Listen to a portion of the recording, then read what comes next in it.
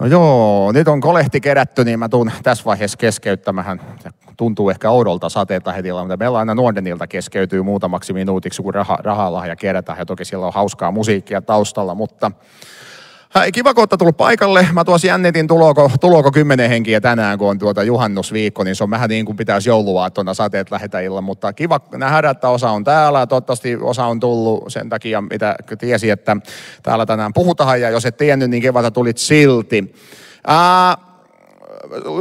Pidemmittä puhetta, niin mun aihe tähän, tää on niinku raamattutunti nyt käytännössä, ja tää voi olla monille ehkä ensimmäinen raamattutunti aiheesta, koska helluntailiikkeessä hyvin harvoin kokouksissa puhutaan tekstikritiikistä tuntia, mutta niin hetken päästä käy ilmeiseksi, miksi näin. Ja meillä oli nuorten kanssa tuossa muutama viikko sitten puhetta eri jutuista, ja kun kysyin, että kuinka montaa kiinnostaa, jos joskus kokoonnut taas yhteen, ja käytäisiin vähän läpi sitä, että miten me ollaan saatu meidän uusi testamentti, mikä on niin kuin historia tämän Uuden testamentin taustalla, ja mistä nämä kääntäjät kääntää meidän Uuden testamentin. Tällaisia aika olennaisia kysymyksiä, jos me uskotaan, että Raamattu on Jumalan sanaa, ja me luetaan sitä, ja uskotaan, että Jumala puhuu sen kautta, niin me yllättävän vähän joskus keskitytään se siihen, että me halutaan selvittää, mistä tämä tekstimassa tulee. Ja niinpä mun aihe sitten tänä iltana on Uuden testamentin teksti ja käsikirjoitukset, ja ajattelen, että mä nyt sitten hoidan tämän asian tässä. Ja pidemmittä puhetta, niin tässä on 4 aihetta, joita mä haluan teidän kanssa nyt sitten käsitellä. Käydään läpi lyhyesti sitä, että millä tavoin antiikin ajan teokset on säilynyt, plus tekstikritiikin tarve. Me saadaan vähän vertailukohtaa sille Uuden testamentin ajan maailmalle. Sitten mä lyhyesti selitän toiseksi, että mistä nämä kun meidän Uuden testamentin kääntäjät on koolla, niin mistä he kääntää niin kuin Uutta testamenttia. Mä selitän sen teille lyhyesti. Sitten mä annan joitain esimerkkejä teille tekstivarianteista, eli olette huomannut, että joskus Uudessa testamentissa teksti eroaa, riippuu mitä käännöstä sä luet, niin mä annan joitain esimerkkejä ja selitän, mistä se johtuu, että siellä on joskus eri sanoja eri kohdassa. Ja sitten lopuksi käyn läpi 3 myyttiä. 1 myytti tulee ihmisiltä, jotka ei tiedä yhtään mitään asiasta, 1 myytti tulee muslimilta ja 3. myytti nousee seurakunnan keskeltä. Ja mä käyn sitten läpi näitä, miksi ne on mun mielestä myyttejä. Nyt kun puhutaan Uudesta testamentista ja tämän Uuden testamentin tekstistä, joka meillä on, niin on hyvä kurkata ensinnäkin siihen, että millä tavoin niin kuin antiikin teokset on ylipäätään säilynyt. Mä käytän sanaa antiikki, niin mä puhun nyt noin yli 2000 vuotta vanhoista asioista suurin piirtein.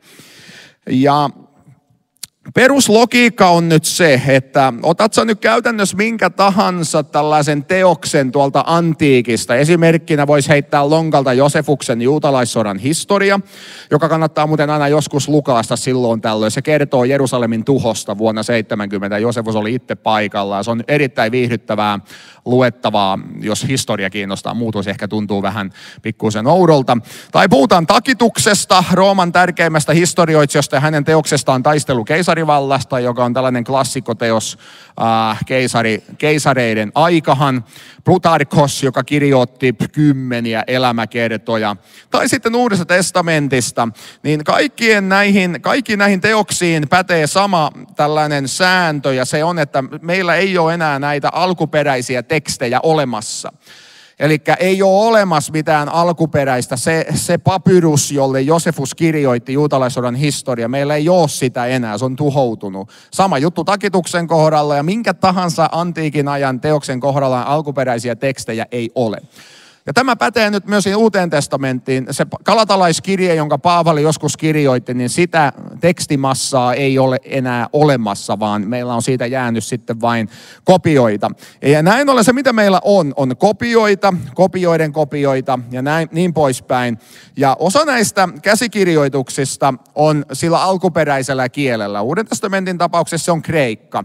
Ne ei ole käännöksiä, vaan ne on kopioita siitä alkuperäisestä kielestä. Ja sitten on taas joitain käsikirjoituksia, jotka on käännöksiä. Uusi testamentti esimerkiksi käännettiin latinaksi ja syyriaksi ja koptiksi jo aika lailla toisella vuosisadalla, ja sitten meillä on sieltä tekstejä, ja näiden käännösten perusteella me voidaan myöskin sitten miettiä, että mikä on tämä alkuperäinen lukutapa.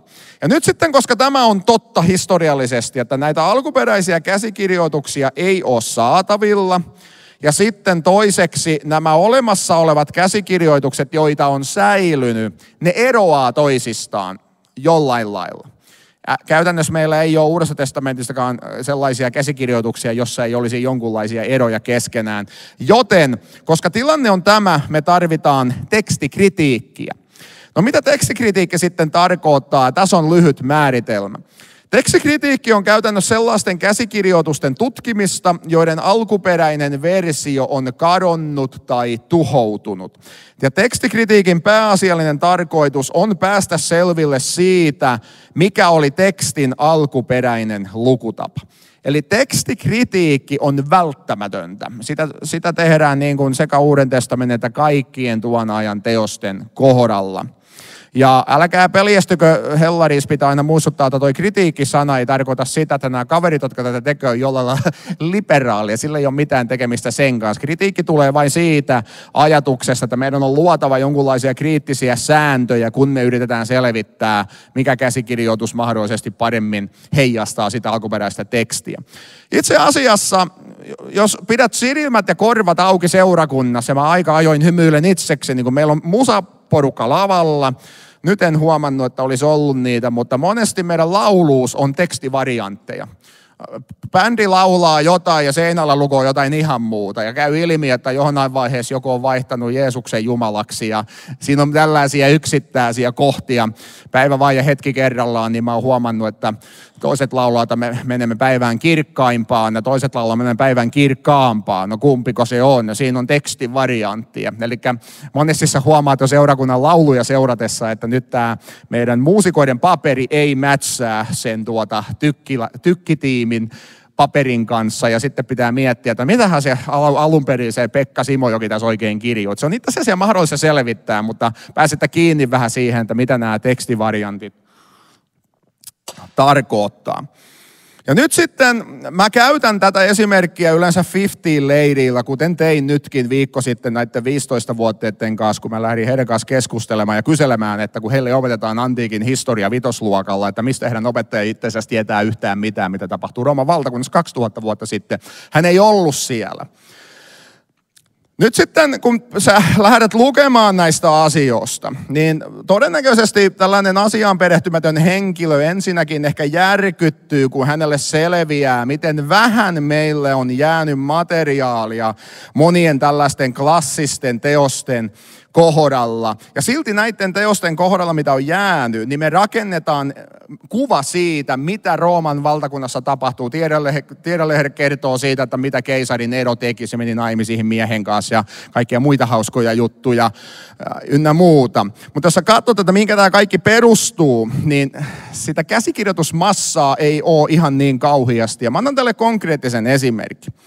Tässä on nyt tällainen kirja kuin Takituksen keisarillisen Rooman historia. Takitus eli siinä, hän syntyi vähän ennen kuin Paavali kuoli, 56 vuonna ja kuoli joskus lähemmäs vuotta 120.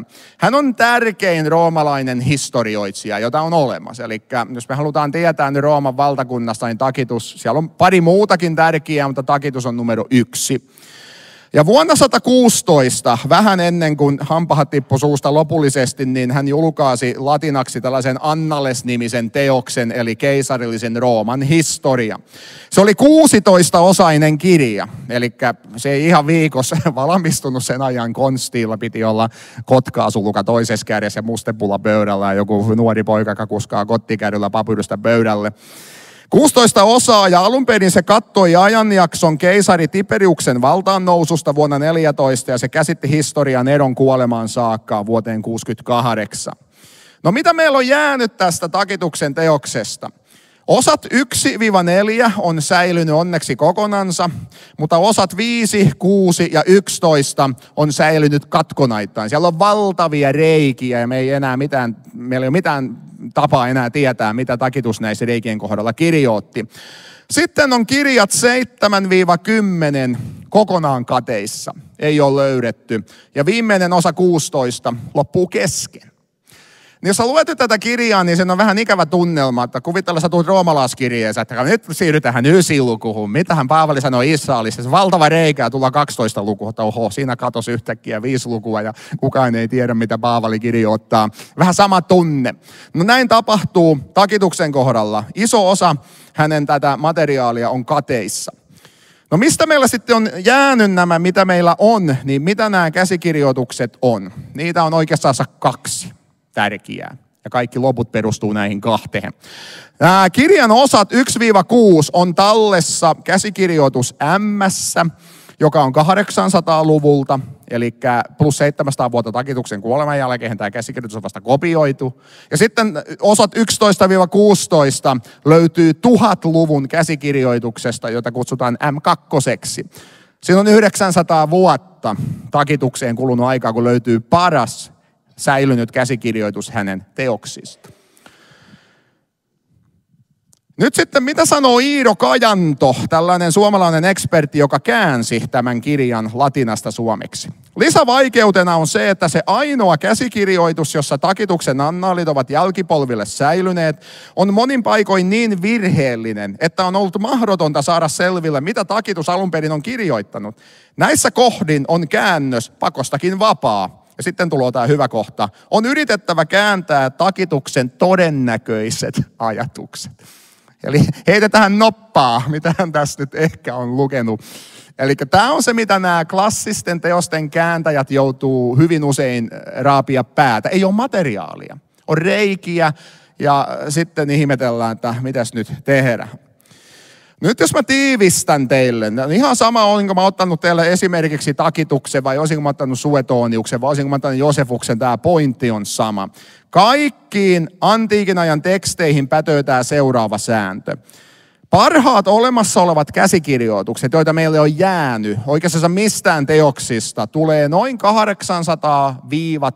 800-1000 vuotta myöhemmältä ajalta. Ja sitten paikkapaikoin nämä teokset on tuhoutunut lopullisesti. Tämä on muuten se, mä pidin tammikuulla sapatin, eli en ollut töissä joulukuun ja jouluaaton ja helmikuun ekan päivän välissä teknisesti. Ja mä olin 1 viikon sitten, tai Saran kanssa mentiin Englantiin ja oltiin Cambridgeissa, ja mä itse asiassa kirjoitin artikkelia, joka nyt toivottavasti julkaistaan tuossa syksyllä, niin juuri näistä aiheista mä viikon verran jäljittelin näitä juttuja ja yritin heittää niitä paperille, ja se on mielenkiintoinen maailma.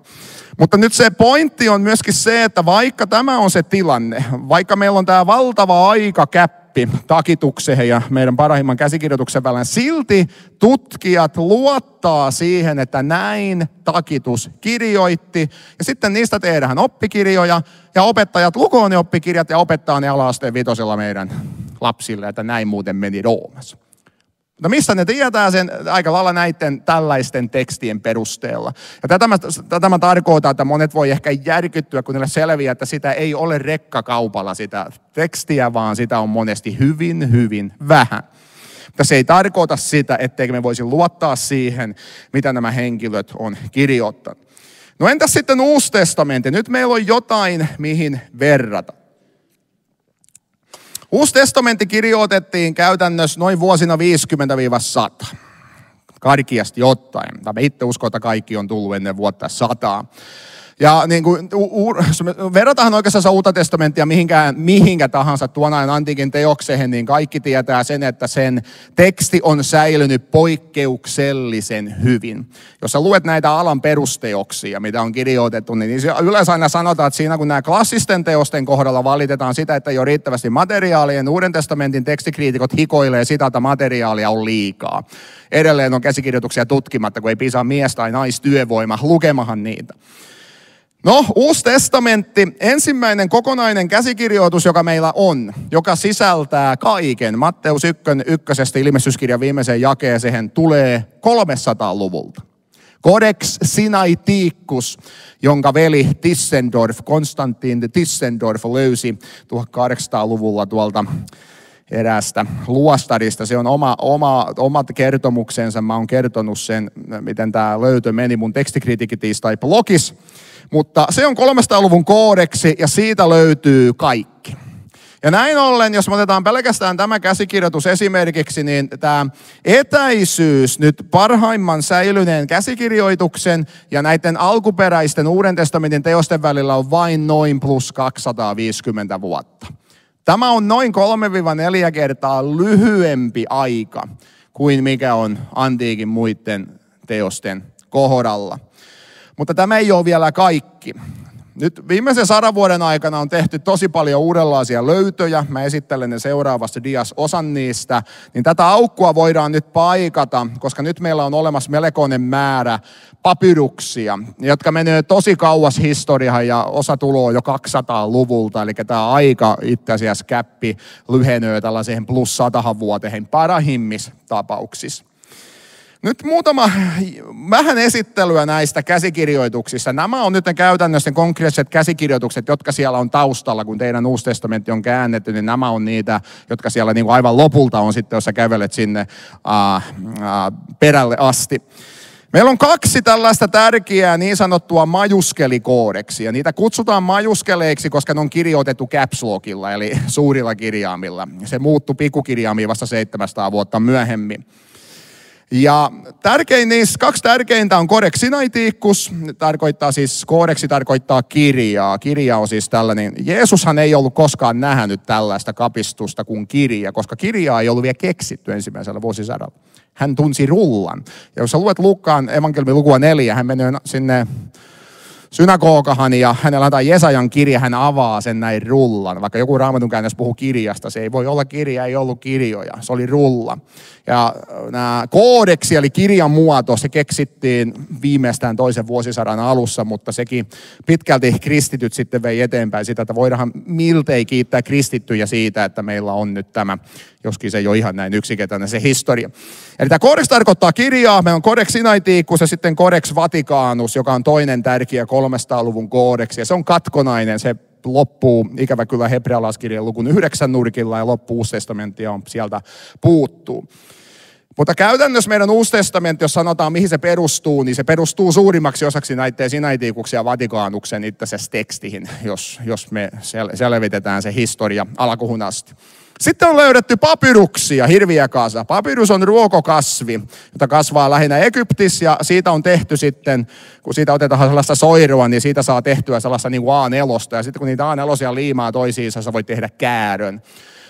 Ja tällaisia papyruksia on löydetty nyt sellainen plus 130 ja ne merkitään yleensä tässä kirjallisuudessa isolla P-kirjaimella ja numerolla julkaisemisjärjestyksessä P1, P2, P3 ja niin poispäin. Ja nyt ollaan menossa jonain P138 muistaakseni, jos ei ole tullut jotain uutta. Tärkeitä tällaisia papyruskokoelmia on niin sanotut Setterpeatty-papyrukset P45, P46 ja P47. Ja nämä tulee 200-luvulta, eli noin 100 vuotta aiemmin kuin tämä Vaticanus ja Sinaiticus. Ja tässä Setterpeatty-papyruksissa on säilynyt valtava määrä tekstiä evankeliumeista, apostolien teoista, Paavalin kirjeistä ja ilmestyskirjasta. Ja tämä on todella varhaasta materiaalia, jossa suhteutat sen tuohon aikahan, mitä kaikesta muusta on jäänyt. Sitten meillä on niin sanotusti tällaisia Bodmer-papyruksia, P66, 72, 70 ja 75, ja niistä 3 tulee 200-luvulta, paitsi P74, joka tulee 500-luvulta. Johanneksen evankeliumi on säilynyt tässä papyrus 66. P72 on kaikkein vanhin käsikirjoitus, mikä löytyy ensimmäisen ja toisen Pietarin kirjeen ja Juuraksen kirjeen taustalta. Eli nämä 3 kirjettä on säilynyt tässä papyruksessa täysin. P74 on apostolien teot ja katoliset kirjeet, eli nämä niin sanotut muut kirjeet, jotka ei ole Paavalin kirjoittamia. Ja P75 sisältää osittain Luukkaan ja Johanneksen evankeliumit. Nämä on näitä niin kuin tärkeitä papyruksia, johon on säilynyt todella paljon sitä tekstiä. Ja kuten sanoin, nämä on ne, joilla me saadaan kurottua sitä matkaa pikkusen vielä enemmän suhteessa sitten näihin koodekseihin. Ja toki siellä on valtava määrä näitä varhaisia käännöksiä, johon ei nyt mennä, ja kirkkoisia lainauksia, joita on myös valtava määrä, mutta se ei ole nyt tämän luennon pointti. Ja nyt mä tiivistän 3 pointilla tämän kaiken hyvin lyhyesti. Ensimmäinen fakta on se, että Uuden testamentin teosten käsikirjoituksia on määrällisesti huomattavan paljon enemmän verrattuna oikeastaan mihinkään antiikin kirjallisuuteen. Niitä määrä on valtava. Toiseksi tämä ajallinen aukko siinä, että koska tällaiset käsikirjoitukset tulee esille suhteessa niihin, että koska ne on alun perin kirjoitettu, niin on huomattavan paljon lyhyempi kuin muiden antiikin ajan teosten kohdalla. Kuten sanoin, se on noin 3-4 kertaa lyhyempi, jos me verrataan siihen keskimääräiseen aukkoon, mikä meillä on vaikka takituksen kanssa. tutkijat ostaisi jokaiselle meille jäätelöä, jos ne löytäisi 200-luvulta täysinään sen jonkun takituskäsikirjoituksen, niin ne olisi niin iloisia siitä. Kolmanneksi, joistain antiikin ajan teoksista puuttuu kokonaisia kirjoja tai lukuja, kuten tuosta takituksen teoksesta valtava määrä katees, koska käsikirjoituksia ei ole löytynyt, niin Uuden testamentin kohdalla ei ole tällaista ongelmaa. Luet sitten Matteusta, Markusta, Luukasta, Johannesta ja ilmestyskirjaa ja kaikkea sitä väliltä, niin kaikki teksti on tallessa. Ainut mahdollinen poikkeus, josta väännetään kättä, ja siinä mä olen siitä mieltä, että se ei ole katees, mutta on Markuksen evankeliumin loppu. Jos luet sun raamattua, sä huomaat, että siellä on ne hakasulkeet jakeesta 16.9 eteenpäin. Ja kysymys kuuluu, että onko tämä niin kuin, päättikö Markus tämän evankeliumin jakeeseen 16.8 vai onko sieltä kadonnut takasivu. Ja siitä on käyty valtavaa keskustelua ja mä oon siitä viimeisen 2 päivää tuolla pyörittänyt olohuoneen lattialla, mutta itse siis ajattelen, että se ei ole kateissa. Lyhyesti sanottuna meillä on olemassa koko Uusi testamentti, että meidän ei tarvitse lukea nyt vaikka roomalaiskirjoitusta puuttuu valtava kasa. Vaikka jostain käsikirjoituksista puuttuu, niin se ei haittaa, koska meillä on paljon muita käsikirjoituksia, me voidaan paikata se kohta, niin meillä ei ole tällaista ongelmaa. Tämä on niin kuin lintuperspektiivi. Eli nyt tiedätte suurin piirtein tämän ensimmäisen aiheen, että minkälaisia tekstiä siellä on ja miksi me tarvitaan nyt tekstikritiikki. Nyt sitten lyhyesti vastaus siihen kysymykseen, joka saattaa monia kiinnostaa tai se pitäisi kiinnostaa monia, että miten tai mistä meidän modernit käännökset on käännetty. Esimerkiksi se käännös, joka mulla on tuo Raamatun kansalle tuli vuonna 1999, niin siellä on tämä komitea sitten nähnyt paljon vaivaa, niin mitä kirjoja ne lukoo? No, mä sanon hetken päästä tosi lyhyesti vastauksen tähän, mutta nyt pitää muistaa tämä Uuden testamentin tekstikriittinen historia, kun näitä käsikirjoituksia on nyt kollattu viimeisen 300 vuoden aikana enemmänkin sitten kunnolla, on pitkä. Ja tässä kannattaa vielä muistaa se, että monet tärkeät käsikirjoituslöydöt on tehty vasta viimeisen 200 vuoden aikana. Martin Lutherin aikana ei ollut pääsyä Codex Sinaiticukseen eikä Codex Vaticanukseen eikä mihinkään näistä papyruksista, jotka me mainittiin, koska ne odotti vielä löytäjäänsä. Heillä oli muita käsikirjoituksia, mutta ne ei ollut yhä niitä vanhoja. Mä palaan tähän tuossa 2 minuutin päästä sitten. Ja nyt jos jotain kiinnostaa, niin pistä korvan taakse toi mun blogi Tekstikritiikki tiistai, mihin on ihan sirviesti i-kirjaamia. Niin mulla on 5-osainen teksti alkaen alusta ja päättyen tähän päivään, mitä mä oon käynyt läpi tämän historian, että mitä mä oon päädytty nyt siihen tilanteeseen, missä me ollaan tänään, mutta muutama määritelmä.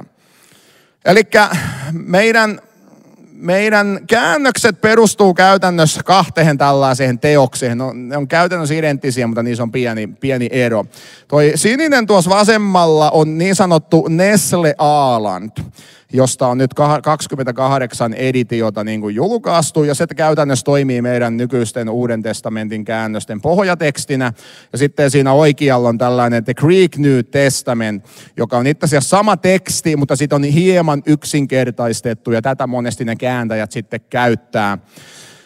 Ja mä annan noin määritelmät teille äkkiä. Kun mä puhun kriittisestä editiosta, ja Nestle Aland on kriittinen editio. Se tarkoittaa teosta, joka on syntynyt pitkän tekstikriittisen työn seurauksena. Asiantuntijat on analysoinut eri käsikirjoituksia ja punninneet eri tekstivariantteja tekstikriittisillä säännöillä ja luoneet niiden pohjalta rekonstruoidun alkuperäistekstin. Että se teksti, mikä siinä nyt on, niin on paras mahdollinen rekonstruoitu teksti, mitä me voidaan näiden käsikirjoitusten pohjalta tehdä. Sitten kun me käytetään sanaa tekstivariantti, niin se tarkoittaa yksinkertaisesti käsikirjoituksissa olevaa eroavuutta. Että jos toinen käsikirjoitus sanoo johon että Jeesus Kristus ja toisessa lukoo, että Herra Jeesus Kristus, niin se on tekstivariantti. Ja tekstikriitikon tehtävä on päättää, no kirjoittiko Paavali tämän vai tämä. Ja siinä on yhden sanan ero ja sitä sitten niin kuin mietitään. Tässä on nyt se, miltä nämä näyttää. Sä avaat tällaisen teoksen. Näitähän saa ostaa muutamalla 10 eurolla, kuka vain Amazoniin. Siinä on vain se ongelma, että pitää osata koiteen-kreikkaa, että se auttaa yhtään mitään. Tämä ei ole ihan yksinkertainen opus, kuten huomaatta. Ja se jakautuu käytännössä 2 näiden sisältö. Siellä on niin sanottu pääteksti ja siellä on apparaatti. Vähän niin kuin ison kirjan opiskelijat, jotka kirjoittaa oikeasti esseen, niin siellä on pääteksti ja sitten alaviitteitä. Ja jos on sellainen Markus Mäenpää-tyyppinen kaveri, niin päätekstissä on 1 rivi ja alaviitteessä on 900 riviä, että saadaan kaikki nippelitiedot sinne. Mutta pääteksti, joka on tuolla suurella, on se tekstiversio, jonka nämä asiantuntijat on rekonstruoinut parhaimmista mahdollisista käsikirjoituksista. Mutta sitten siellä on tämä apparaatti, joka näyttää jokseenkin monimutkaiselta, koska siellä on paljon symbolia. Jokainen symboli edustaa jotain käsikirjoitusta ja sulla menee jonkun aikaa opiskella kaikki nämä symbolit, että mihinkä ne niin kuin viittaa. Ja sinne on laitettu nippelitietoa nyt sinne apparaattiin siitä, että mitkä käsikirjoitukset tukee nyt tämän päätekstin varianttia. Ja sitten se selittää, että mitä mahdollisesti muissa käsikirjoituksissa lukee tässä kohdassa. Ja mä oon laittanut sinne nuolen, siellä lukee monogenes theos, eli ainut syntyinen tai ainutlaatuinen Jumala. Tämä on Johanneksen evankeliumin luvusta 1, tuo jae 18. Niin nämä kaverit on sitä mieltä, että jakeessa 18 pitäisi lukia ainut syntyinen Jumala. Mä puhun tästä hetken päästä lisää. Ja sitten siellä alhaalla näet toisen nuolen, niin siellä selitetään, että mitäs nyt Papyrus 75 sanoo itse asiassa monogenes theos. Sinne itse asiassa onkin artikkeli laitettu, mitä ei löydy sitten kaikista. Eikä nämä on tällaista nippelitietoa. Mutta nämä on käytännössä nämä teokset, jotka meidän Uuden testamentin kääntäjien pöydällä on. Niin tämä ei ole sinänsä mitään salatiedettä. Kukin teistä voi ostaa nämä kotiin, niin ei sinänsä tässä ei ole mitään mystistä tai salaista. Täytyy vain pikkusen hinkata kieliä, että ne lähtee sitten taittumaan. Nyt mä annan teille kolmanneksi joitain esimerkkejä varianteista. Nythän kaikki teistä, jos olet vähäkään lukenut Raamattua, sun pitäisi tietää, että siellä on tekstivarianttia. Sulla on ne alaviitteet puuttuu joistain käsikirjoituksista tai jos sä luet rinnakkain eri käännöksiä, niin sä huomaat, että siellä on eroavuisuuksia. Ja nyt mun yleinen väite on se, että me voidaan luottavaisilla mielillä suhtautua Uuteen testamenttiin siis lintuperspektiivissä. Että sä voit olla varma nyt siitä, kun sä avaat Matteuksen evankeliumin illalla. Niin se on Matteuksen evankeliumi, jonka hän 2000 vuotta sitten kirjoitti. Se on toki käännetty, mutta se on se. Se ei ole niin kuin... Se ei ole alun perin ollut 7 veljestä, Aleksis Kive, ja sitten se on vähän muuttunut matkalla, siitä tuli Matteuksen evankeliumi. Näin ei ole tapahtunut, meillä ei ole mitään todisteita mihinään tekstissä tällaisesta. Mutta nyt näissä käsikirjoituksissa, koska ne on ihmisten tekemiä kopioita, niissä on välttämättä tekstivariantteja. Ja kaikkien varianttien kohdalla meillä ei ole 100% varmuutta siitä, että no mikä on nyt se alkuperäinen lukutapa. Me tiedetään, että se on jompi kumpi joskus. Mutta suurimman osan kohdalla meillä on varmuus. Ja kuten sanoin, jos sä haluat tietää näitä variantteja, niin yksi helppo tapa ilman opiskella kieliä on laittaa vain vaikka 92 ja vanha käännös rinnakkain ja lähteä vetämään siitä. Niin sä löydät sieltä mukavasti sitten esimerkkejä. Mä annan teille nyt 4 esimerkkiä. Tässä on tällaisia, jotka on helppo ratkaista ja sitten joitakin, jotka on vähän vaikeampia. Voit katsoa omassa raamatusta, jos kiinnostaa ja katsoa löytyykö sieltä mahdollisesti viittauksia nyt sitten. Markuksen evankeliumin sivu 1. Voit katsoa sieltä. No itse asiassa teillä kaikilla varmaan lukoo sama asia, mutta jos joku lukoo King James-versionia, niin sitten vähän muuttuu. Markuksen evankeliumihan alkaa sanoilla, että niin kuin Jeesuksen Kristuksen Jumalan pojan evankeliumi. Ja sitten siinä meidän käännöksissä sekä 38, 92 Raamatukansalle ja UT 2020 sanotaan, profeetta Jesajan kirjassa sanotaan. Ja sitten tulee se pitkä teksti, huutavan ääni kuuluu erämaassa ja niin poispäin. Ja siinä on lainaus, joka on todellisuudessa yhdistelmäsitaatti. Siellä on itse asiassa 3 eri vanhan testamentin tekstiä siinä jakeessa 2 ja 3. Ensin Markus lainaa Malakiaa, jaetta 3 ja 1. Ja siinä on sekoitus nähtävästi toisen Mooseksen kirjan jaetta 23-20. Ja sitten hän hyppää Jesajahan. Tämä valmistakaa Herralle tie kohta. Mutta nyt sitten, jos sä luet tosi vanhoja käännöksiä, kuten King James-version ja KJV, joka käännettiin 1600-luvun alkupuolella, jota jotkut Amerikassa varsinkin löytyy hirviästi kaveria, jotka fanittaa tätä, niin siinä se sanotaan, että kuten on kirjoitettu profeetoissa. Ja tässä on tekstivariantti. Kirjoittiko Markus, että profeetta Jesajan kirjassa sanotaan näin, vai kirjoittiko hän profeetoissa yleisesti sanotaan näin? No, tämä variantti on äärimmäisen helppo ratkaista, jos sä vain katsot käsikirjoituksia ja käytät sun järkiä. Monesti sä pystyt järjelläkin ratkaista. Markus on alun perin kirjoittanut sinne, että profeetta Jesajan kirjassa. Mutta jotkut kopioijat on huomannut, että hetkinen, ei hän lainaakaan Jesajaa, hän lainaa ensin Malakia 3, sitten hän siirtyy Jesajahan. Niin tämä on nähtävästi ollut joillekin vähän, että no pitäisikö vähän pyöristää, ja joihinkin käsikirjoituksiin tuli sitten variantti, ja ne muutti sen Jesajan, kuten on kirjoitettu profeetoissa. Eli nyt hän lainaakin useampaa. Ei mikään katastrofaalisen suuri ongelma, että oikeastaan muuta yhtään mitään muuta kuin sen, että nyt vain meiltä lukiolta viedään tämä Jesaja, joka on se juttu. Jesaja 40 on se juttu, jonka kautta sun täytyy lukia Markuksen evankeliumi. Jumalan paluu Sioniin. Jumala palaa takaisin Jeesuksessa. Näin Jesaja 40 on luvannut ja näin tapahtuu evankeliumissa. Joten tässä on nyt tällainen helppo variantti, mikä on helposti ratkaistavissa, että tuo on myöhempi tämä profeetoissa. Sitten tulee vähän hankalampi, en tiedä ootko huomannut, mutta Johanneksen evankeliumin luku 1 ja 18. Meillä on 3 kasikäännös ja 92 toisella puolella ja sitten Raamattu kansalle ja UT 2020 toisella puolella. Tämä on siis mielenkiintoista, että yleensä 3 kasi ja Raamattu kansalle niitä mainostetaan niin kuin kirjaimellisena käännöksinä, vaikka 3 kasi on todellisuudessa vähän kirjaimellisemmin kuin Raamatun kansalle, mutta itse asiassa kohtia, että nekin tekee eri valintoja varianttien kohdalla. 3 kasi ja 92 sanoo, että ei kukaan ole Jumalaa milloinkaan nähnyt, mutta ainokainen tai ainutlaatuinen, mun mielestä pitäisi kääntää, ainutlaatuinen poika, joka on isän helmassa, on hänet ilmoittanut. Mutta kun sä luet Raamatun kansalle käännöstä, ja siellä lukookin, Jumalaa ei ole kukaan milloinkaan nähnyt, mutta ainutlaatuinen Jumala, joka on isän rinnalla, on hänet ilmoittanut. No nyt sulla on tekstivariantti. Toiset käsikirjoitukset sanoo, että hän on ainutlaatuinen poika. Toiset sanoo, että hän on ainutlaatuinen Jumala. Ja kysymys on hyvin vaikea, mutta jos me katsotaan käsikirjoituksia, niin tätä Jumala-varianttia, mikä on nyt valikoitu Raamatun kansalle ja UT 2020, sitä tukoo erittäin kovat käsikirjoitukset, koska Sinaiticus ja Vaticanus sanoo, että se on Jumala. Siellä on myös Papyrus 6.6 ja Papyrus 7.5, joka sanoo, että se on Jumala. Eli nämä parhaimmat tekstit, joita on, sanoo itse asiassa, se on Jumala. Mutta jotkut sitten on argumentoinut, että itse asiassa siinä pitäisi sitten lukia poika. No, kummanko sä valittet? Jos sä luet koko evankeliumin, niin ei tarvitse olla teologian tohtori ymmärtääkseen, että molemmat näistä on itse asiassa ihan yhtä päteviä vaihtoehtoja. Johannes on jo sanonut jakeessa 1, että Jeesus on Jumala. Alussa oli sana, sana oli Jumalan luona ja sana oli Jumala. Mutta hän sanoo myöskin jakeessa 3.16, sillä niin on Jumala maailmaa rakastanut, että hän antoi kenet ainutlaatuisen poikansa.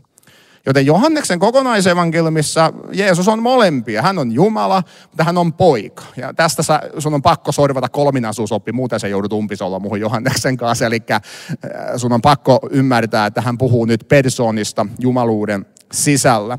Eli riippumatta nyt siitä, kummanko tekstivariantin sä valittet, niin sillä on teologisesti sinänsä oikeastaan merkitystä. Otetaan sitten 3. esimerkki. Tämä on mielenkiintoinen. Tämä Johannes 7.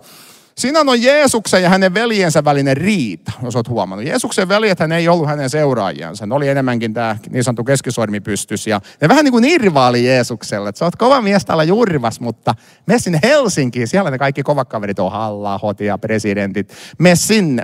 Ja tästä Johannes 7 alussa on kysymys. Jeesuksen ja hänen veljensä välinen riita. Pitäisikö Jeesuksen lähteä Jerusalemiin vai eikö pitäisi? No mitä siinä tekstissä lukoo? Mitä Jeesus sanoo heille? Jos sä luet 3 kasia ja Raamatun kansalle, Jeesus sanoo, menkää te ylös juhlille. Ne kyllä lähes konfahan, kuten meistä suurin osa huomenna. Minä en vielä mene näille juhlille, sillä minun aikani ei ole vielä täyttynyt. Mutta mitä tapahtuu, jos sä luet 92 ja UT 2020? Ne sanookin, menkää te vain juhlille, minä en tule tähän juhlaan, sillä minun aikani ei ole vielä tullut. No jos vertaat näitä käännöksiä, niin sä huomaat, että tässä on variantti. Sanooko Jeesus en tuu vielä vai en tuu? Jos sä oot keittämässä kaffia ja kaveri on tulossa, kyllähän sun pitää tietää, onko se tulossa vai ei. Mä en tuu vielä, keitä vartin päästä, mutta jos on en tuu, niin älä osta pullaa. Ja nyt sitten kun sä katsot, mistä tämä johtuu, niin käsikirjoituksissa on variantti. Toiset käsikirjoitukset, Jeesus käyttää sanaa uk, en. Toisessa käsikirjoituksessa lukoo upo, en vielä. Ja nyt käsikirjoitukset jakautuu itse asiassa vähän kiusallisesti kahtia. Sinai-tiikkus ja Vatikaanus, jotka on meidän tärkeimmät koodeksit, ne on eri mieltä tästä, että kumpiko se pitäisi olla. Ja nyt kun sä mietit tätä järjellä, ja sanotaanko nyt, jos Teresa olisi ollut siellä kopioitsijana 200-luvulla, niin hän olisi, mä nyt käytän Teresaa uskalla sen verran, hän olisi voinut ajatella, että hetkinen muuten, että Jeesushan sanoo, että se alkuperäinen teksti on en tule. Ja hän katsoo, että siinä lukee en tule, mutta sitten hän katsoo, että hetki, mutta jakeessa 10 Jeesus menee Jerusalemiin. Jeesus menee joka tapauksessa sinne. Ja nyt sitten joillekin voi tulla ongelma, mun mielestä se ei ole mitään ongelmaa. Ihminen voi muuttaa mieltä. Mä muutan mieltä niin 10 kertaa tunnissa. Niin ne ajatteluu, että no miten se Jeesus voi mennä sinne, kun se just sanoo, että ei se mene. Ja tämä on mun mielestä se todennäköisesti, että siellä on alun perin lukenut, Jeesus sanoo en tule. Mutta kun kopioitsijoille joillekin tämä on ollut vähän kiusallinen, niin ne on muuttanut se sen verran, että Jeesus en tule vielä, niin se hetken päästä lähtöökin nyt sitten sinne. Ja tämä on yksi mahdollinen ratkaisu. Toki sä voit sanoa, että se meni toisinkin päin, mutta on vaikea nähdä, miksi kukaan niin kuin muuttaa sen toisinpäin, koska se ei tule mitään muuta kuin ongelmia. Jos Jeesus sanoo en tule vielä, miksi kukaan haluaisi muuttaa se, että en tuu, koska se menee. Ja tällaista logiikkaa tekstikriitikot myöskin käyttää, jokainen tästä ymmärtää tähän maalaisjärkiä. Ja hyvin moni variantti punnitaan lopulta maalaisjärjellä, kun käsikirjoitukset jakautuu kahtia. No tässä on yksi esimerkki. Sitten mun viimeisin esimerkki näistä tekstivarianteista. Ja nyt jos jollakin menee teologia uusiksi, niin en pahoittele, koska se olisi syytäkin mennä.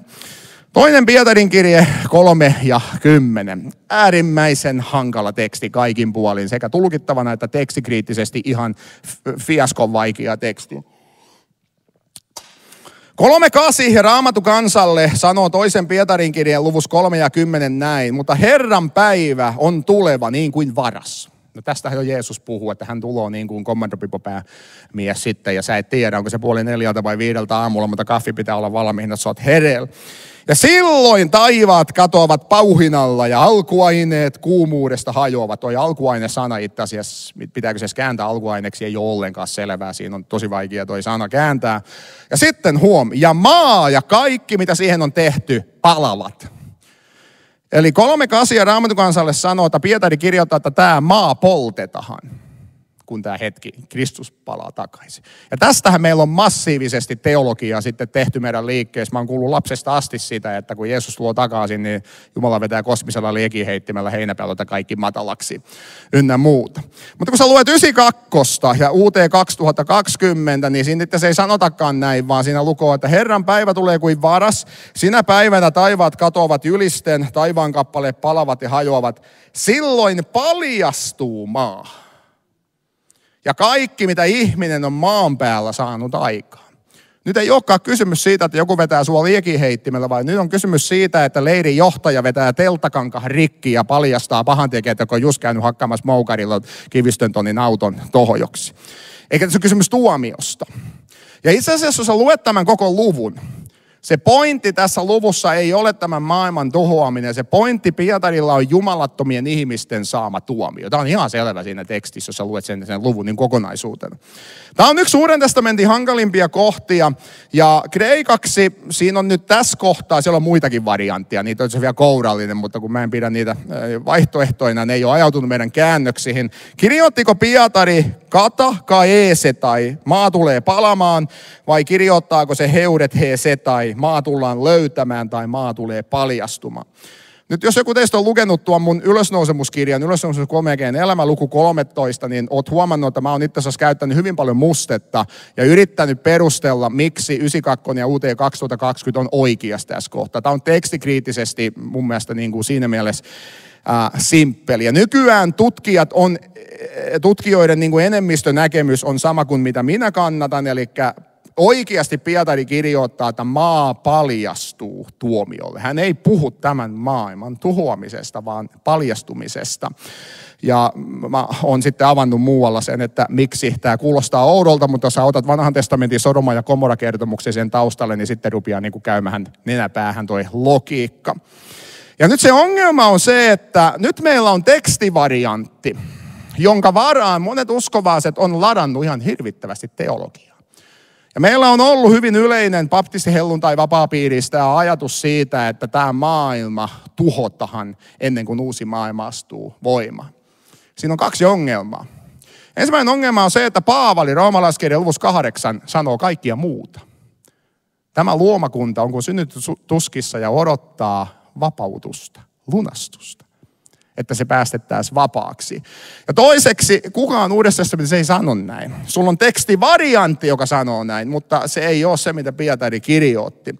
Ja nyt jos edelleen viittaa siihen mun kirjahan, se oli yksi syy, miksi mä kirjoitin sen ylösnousemuskirjan, oli se, että mä lähdin tällaiselle yhden miehen sotahan, että mä halusin korjata vähän tätä painotusta, joka meillä on.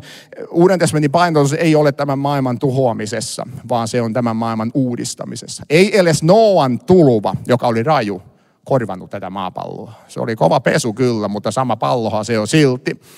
Mutta tämä on niin kuin esimerkki hyvin vaikeasta tekstivariantista ja mä oon surullinen siitä, että erityisesti, mä annan anteeksi 3/8-käännöksille.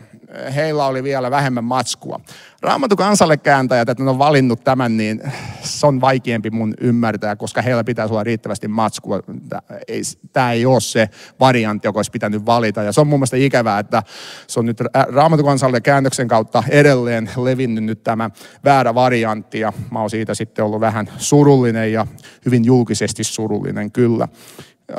Joku on ollut vähän eri mieltä kuin minä, mutta siinä on se ongelma, että ei ole koskaan argumentoinut vastaan. Nyt pitäisi argumentoida tekstikriittisesti, että miksi ihmeessä tämä pitäisi olla toisinpäin, niin olisi kiva kuulla. Mutta joo, tämä oli tällainen hankala esimerkki ja esimerkki siitä, että jopa sun teologia saattaa olla nyt jonkun variantin varassa. Se on hyvin harvinaista, mutta näin voi tapahtua. Nyt jos haluat perehtyä tarkemmin siihen, minkälaisia variantteja on ylipäätään olemassa, miten niitä punnitaan, miten niitä arvioidaan, niin voit lukea tällaisen tekstin kuin Uuden testamentin teksti ja käsikirjoitukset. Se löytyy Jurvan baptistiseurakunnan nettisivuilta. Ja ellen pahasti erehdy, niin se on edelleen kattavin suomenkielinen esitys aiheesta. Mä en ole ainakaan vielä törmännyt muuhun. Sellainen vajaa 100 000 sanaa iltalukemista, niin sieltä löytyy sitten, että miten tämä homma toimii laajasti. Ja nyt, kun kaikki on hereillä, niin mennään viimeisiin aiheeseen. Mä käytän tähän enää hyvin lyhyesti aikaa. 3 myyttiä liittyen Uuden testamentin tekstiin. Ja sitten Mika ja Ara ja toinen Mäntyniemi saa ruveta sitten avaamaan äänihuulia. Myytti 1. Tällainen Facebook-myytti. Uusi testamentti on käännetty niin monta kertaa, ettei sen tekstiin voi enää luottaa. Siitä on viikko, kun mä viimeksi näin Facebookin keskusteluryhmästä tällaisen kommentin ja piti ottaa melkein puranamaan tätä vielä joku jakso. Eli se ajatus on se, että tekstiä on käännetty niin vuosisatojen ajan, että ei ole mitään järkeä enää luottaa siihen, että se on millään lailla sama teksti kuin mikä se on joskus ollut. Kritiikkiä on hyvin helppo antaa. Vastaus on se, että tällainen väite ei kerro mitään Uuden testamentin tekstistä, mutta se kertoo tosi paljon tämän väitteen esittäjästä. Tällainen henkilö ei tiedä edes alkeeta tässä koko aiheesta. Mä otin kuvan tuohon teille. Janne Saarella Raamattu, sivu 1. Siellä se on selitetty. Lukijalle. Kattokaapa, mitä se lukee. Yhteiskristillinen Raamattu kansalle pää perustettiin silloin. Uusi testamentti julkaistiin keväällä 99. Käännöstyön perustekstinä olivat kreikankieliset Novun testamentun Greece, ne on 27. Eikä ne sanoo heti sivulla 1, mitä ne on käyttänyt. Sitten ne sanoo, että siellä on käytetty The Greek New Testament 4, no se on tämä kirja. Luet yhden sivun, niin ne kertoo sulle, mistä tämä on. Ei tämä ole mikään käännösten käännös, vaan se on kriittiseen editioon perustuva käännös. Se on käännetty suoraan Kreikasta. Eli tällaisen väitteeseen ei kannata sen kummemmin uhrata aikaa, koska niin kuin sanon, se kertoo enemmän väitteen esittäjän tietämättömyydestä kuin mitään Uuden testamentin tekstistä. Sitten on vähän hankalampi väite, muslimien tahrif-oppi. Jos muslimien kanssa rupeat keskustelemaan aiheesta, on jollain lailla opetettu, niin ne nostaa yleensä tämän ässän hihasta. Mäkilä nyökyttää. Mistä tahrif-opissa on kysymys? Mitä se tarkoittaa? No, muslimien keskuudessa liikkuu hyvin syvään istutettu näkemys siitä, että kristittyjen raamattu on tavalla tai toisella turmeltunut. Eikä se on niin kuin hyvin murskaavalla tavalla mennyt pilalle jossain vaiheessa historiaa. Ja tätä näkemystä kutsutaan tahrif-opiksi, koska arabian tämä tahrif-sana tarkoittaa vääristelyä. Nyt Jaakko Hämeenanttila, Suomen ehkä kovin islamtutkija, käänsi Koraania, on kirjoittanut ihan sikana islamista. Ikävä kyllä edesmennyt, hän kuoli tuossa 2023 jouluna muistaakseni, mutta hänellä on tällainen islamin käsikirja ja hän tiivistää näin, mistä on kysymys. Hän kirjoittaa, Pyhät kirjat ovat kaikki sisältäneet islamin opin kanssa yhtenevän opin. Tämä on siis islamin näkökulma. Islamin mukaan muut pyhät kirjat ovatkin turmeltuneet, tahrif, tai ne on tarkoituksellisesti väärennetty. Tällä käsityksellä on juurensa jo Koranissa, suura 4, suura 5. Siellä puhutaan, että jotkut vääntelee sanoja paikalta. Vähän niin kuin lukkopainireenis väänteletään olkapäitä paikaltaan, niin jotkut vääntelee käsikirjoituksista sanoja paikoiltaan. Tämä on Koranin väite. Ja tässä on kirja, joka kannattaa muuten ostaa, jos millään lailla islam kiinnostaa. Varmaan ehkä löytyy tuoltakin. Tässä on vielä toinen esimerkki. Nabil Qureshi, ikävä kyllä edesmennyt, oli mua nuorempi kaveri, mutta kuoli johonkin todella ikävähän syöpä tai joku tuli. Entinen muslimi, sittemmin kristityksi kääntynyt Nabil Qureshi selittää asiaa kirjassaan vain yksi Jumala, Allah vai Jeesus näin. Miksi Raamatun teksti on muslimien mukaan muuttunut? Siksi, että Korani toteaa opettamansa samoja asioita kuin Raamattu. Korani vahvistaa Tooran, eli Mooseksen lain ja evankeliumin opetukset, mutta silti Raamattu opettaa selvästi eri tavalla kuin Korani. Tämä on päivää selvästi, menet lukemaan niitä vertailla. Samoin Koranin mukaan Raamattuun sisältyy ennustus Muhammadista, mutta sellaista profetiaa ei näytä Raamatussa olevan, eikä tietysti olekaan. Eikä se ajatus on se, että koska Uusi testamentti ja Korani on monessa asiassa eri mieltä, ja niiden pitäisi olla samaa mieltä, niin johtopäätös on se, että Uusi testamentti on mennyt pilalle, eikä tämä on hyvin looginen väite.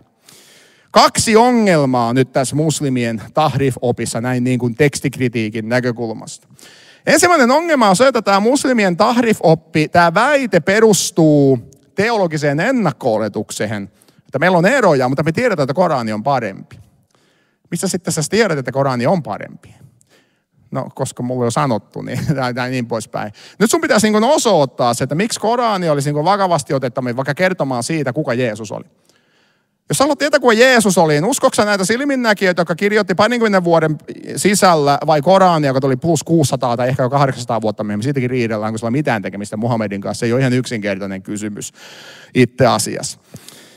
Ja nyt se asia ei auta se, että Koranissahan on niin kuin massiivisia historiallisia ongelmia. Kaikkein kuuluisin on se, että Koranin suura 4, jakeet 157-159 kieltää, että Jeesus olisi koskaan ristiinnaulittu. Siis Koranin mukaan Jeesusta ei ristiinnaulittu. Nyt jos luet Uuden testamentin tutkimusta, niin Jeesuksesta on nyt sanottu oikeastaan kaikki mahdollinen. Siellä on liberaalia, mutta yksi asia, missä on aina samaa mieltä, on se, että Jeesus ristiinnaulitti. Tästä on kaikki samaa mieltä. Pontius Pilatus ristiinnaulittu Jeesuksen. Se on yhtä varma asia, kun Urho Kalvi Kekkonen oli Suomen presidentti tuossa joku aika sitten, ja se oli kalju, isot silmälasit. Se on samantapainen väite, yhtä varmasti totta. Ja nyt Korani sanoo, plus 600 vuotta myöhemmin, ei sitä muuten ristiinnaulittukaan. Miksi mun pitäisi uskoa Korania, eikä Uutta testamenttia? Ja joku netissä joskus kävi jonkun lyhyen kädenväännön, en tiedä, oliko se muslimi, tykkäsi ainakin kovaa näistä jutusta, niin hänen pointtinsa oli vain se, että mutta kun Koranihan täytyy olla oikeas, niin se oli niin kuin se vasta-argumentti. Mutta historiallisesti niin se on niin kuin mitään järkiä. Sitten toinen vastaväite on se, että Uuden testamentin kaikkein tunnetuimmat tekstikriitikot, siis ne kaverit, jotka istuu täällä komiteassa päättämässä näitä asioita, kukaan ei usko, että tämä on totta. Meillä on varianttia kyllä, mutta Uuden testamentin tekstikriitikot ei usko, että meidän Uuden testamentin sisältö on jotenkin niin turmeltu, että meillä ei ole mitään tapaa enää niin kuin päästä takaisin sinne alkuun. Siis, että se olisi turmeltunut siis niin, jotta opit menee jotenkin uusiksi. Johann Albrecht Pengeli, Sir Frederick Kenyon, jos nimiä listaa, F.F. Bruce, monelle tuttu, Harold Greenlee, Bruce Metzger, 1900-luvun kovin tekstikriitikko, Michael Holmes elää vielä. Ja jopa Bart Ehrman, kaikkien skeptikkojen sankari. Vähänkin skeptikkoja löytyy, niin aina on Bart Ehrman siellä niin kuin hihassa. Mitä he sanoo? Mitä Ehrmanni sanoo? Hänen kirjassaan Misquoting Jesus hän sanoo, että olennaiset kristilliset opit eivät ole uhattuna tekstivarianteilla Uuden testamentin tekstitraditiossa. Eli siis lyhyesti sanottuna muslimien tahrif-oppi väittää jotain sellaista, minkä käytännössä kaikki Uuden testamentin tekstikriitikot on hyljännyt, että tämä väite ei toimi. Joten se oikeastaan siitä pitäisi pystyä tekemään nyt sitten jonkunlainen tekstikriittinen argumentti. Sitten myytti 3. Ja tämä voi osua joitakin, mutta sallikaa se. Mitä vanhempi käännös, sitä parempi. Jos nämä 2 edellistä myyttiä tuli skeptikoilta tai muslimeilta, tämä väite tulee seurakunnan sisältä. Ja pähkinänkuoressa se väite on tämä. Seurakunnissa on yleensä aina hyvin pieni porukka ja joskus hyvin kovaääninen, jotka ajattelee näin, että mitä vanhempi käännös, sitä parempi. Ja ne muistuttelee hyvin tiuhasti, että tehtäisiin sä vain 92 tai Raamatun kansalle, vaan totta sulla on Biblia tai King James 1600-luvulta tai Biblia 1700-luvulta. Ja tämä ajatus, joka on tietysti virheellinen, se voi perustella kahdella tavalla. Se perustuu joko siihen, että tosi vanhat käännökset, kuten King James Version 1611, on ikänsä perusteella lähempänä alkuperäisiä tekstiä. Jos meillä on nyt Paavalin 2000 vuotta, niin King Jamesista on enää 1600 vuotta, niin se on jotenkin lähempänä. No näin tuskin ajattelua kukaan, joka perehtyy asiaan, mutta näin voi ajatella joku, joka ei ole vain lukenut niin kuin ikänä yhtä ainoa sivua aiheesta, mutta tämä on mahdollinen niin kuin ajatus. Tai yleisempi, nämä henkilöt sanoo, että nämä vanhat käännökset perustuu parempaan alkutekstiin, parempiin niin kuin käsikirjoituksiin kuin mitkä on ehkä nyt sitten valikoitunut tänne. Ja Suomessa on oikeastaan yksi kaveri, joka on kauheasti markkinoinut tätä näkemystä. Petri Paavolan kotisivulta löydät siis tämä ei ole salaisuus. Ja Mauno Mattila teki tästä aikoinaan videon sitten ja kaikki lähti se siitä, kun mä katsoo sen videon ja kirjoitin sitten pitkän vastineen, että tämä ei ole itse asiassa sinne päinkään tämä juttu ja siitä tuli hauska keskustelu sitten tuonne mun blogiin. Ongelmia. Pikainenkin katsaus nyt tänne tekstikritiikin historiahan, josta monesti nämä teorian kannattajat on itse asiassa hyvin heikosti perillä. Siellä on ihan käsittämättömiä historiallisia mokia, kun kuuntelee, mitä he puhuu YouTubesta tai joskus lukee heidän tekstiä, niin osoittaa, että miksi tämä ajatus on virheellinen. Tosiasia on tämä, mitä vanhempi käännös, sitä huonommille kreikankielisille käsikirjoituksille se perustuu. Ja mä annan teille esimerkin. 1611 valmistui tämä King James Version, joka siis Amerikassa on kovaa huutoa edelleen ja ihan hienoa englantia, ei siinä mitään. Mutta se perustui Erasmus-nimisen henkilön tekemään edition. Erasmus-niminen kaveri, Erasmus Rotterdamilainen, julkaisi 5 Uuden testamentin editiota vuosina 1516-1535. Ja tämä KJV perustuu 3. editioon, joka tulee vuodelta 1522. Mutta jos sä menet katsomaan, että miten se Erasmus kasasi hänen editionsa, mitä käsikirjoituksia hän käytti, niin hänellä oli noin kourallinen, noin 5 käsikirjoitusta, jotka tulee ajalta 1000-1200 tai jopa 1400-luvulta. Eli ne käsikirjoitukset Erasmuksen projektissa oli parahimmat, mitä silloin oli saatavilla, mutta ne tulee 1000-luvulta ja siitä eteenpäin. Ja sitten toinen tosiasia, joka on tämän edellisen tosiaan vastakohta. Mitä uudempi käännös, sitä paremmille kreikankielisille käsikirjoituksille se perustuu.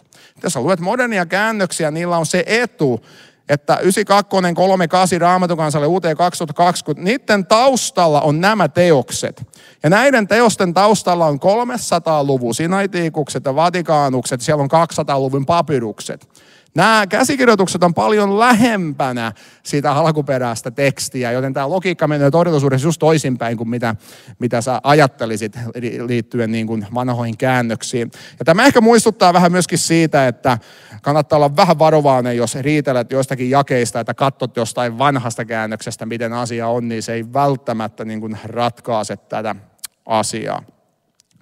Tämä on pakko mainita, jos tämä aihe kiinnostaa, haluat pitkän, laajan, tarkan analyysin siitä, miksi joidenkin antama kritiikki meidän moderneja käännöksiä kohtaan ei toimi, niin me käymään tuolla mun tekstikritiikki tiistai-blogissa ja siellä on tällainen hauska teksti kuin vastaus Mauno Mattilalle takaisin historiaan. Top 3 luetuimpia tekstiä. Siinä on se hyvä puoli, että siellä on myöskin Maunon vastaus ja mun vastaus Maunolle, niin se on aika hyvä tapa itse asiassa mennä ja huomata ja katsoa, miten näistä asioista on keskusteltu ja mitä argumentteja on heitelty puoli sun toisiin ja voit lukijana sitten katsoa, että kumpiko vakuuttaa ja kumpi ei. Ja lopuksi, jos joku on kuullut tällaisesta kirjasta Sensuroitu, joka jokseenkin aiheutti kohua pari vuotta sitten, eli Otava julkaisi 2023 tällaisen sensuroitukirjan ja se oli käytännössä kaikkialla esillä. Ja nykyään käytännössä, jos rupeat keskustelemaan Uuden testamentin tekstistä ja joku on eri mieltä, niin ne on aika lailla se sensuroidun lukenut ja sitten niistä on tullut asiantuntijoita. Mä oon kirjoittanut pitkän kirja-arvion tästä kirjasta, sekin löytyy mun Tekstikritiikki tiistai-blogista, ja mun mielestä kaikki nämä väitteet, mitä tässä kirjassa tehdään, mitkä yrittää niin kuin moukaroida tätä Uuden testamentin tekstihistoriaa tai tiettyjä juttuja, mitä painottaa, niin en vakuuttunut ja voit käydä lukemassa, miksi näin. Mutta tähän kirjaan hyvin todennäköisesti törmäät, jos lähdet tästä aiheesta yhtään mitään keskustelemaan, niin tämä on nyt sitten Suomessa ollut kova juttu. Summa summarum, ja siihen päätetään. Jaska lupasi mulle tunnin aikaa, mä oon sen hienosti käyttänyt. Jos pitkästyttää, soittakaa Huttuselle, se oli se vik. Summa summarum, suhteessa muuhun antiikin ajan kirjallisuuteen Uuden testamentin teksti on säilynyt hämmästyttävän hyvin. Toiseksi, suurin osa Uuden testamentin monista tekstivarianteista on hyvin helppo selvittää ja monilla niillä ei ole mitään teologista vaikutusta tekstiin. Jotkut yksittäiset kohdat on kuitenkin kinkkisempiä ja saattaa aiheuttaa vääriä käsityksiä, eli käsiteltävä varoen. 2 Pietari 3:10, siinä pitää olla aina tarra käsiteltävä varoen. Ja kolmanneksi, uuteihin liittyy monia myyttejä, mutta ne osoittautuu nopeasti kestämättömäksi, kunhan henkilö vain perehtyy tarkemmin Uuden testamentin tekstihistoriaan. Aamen.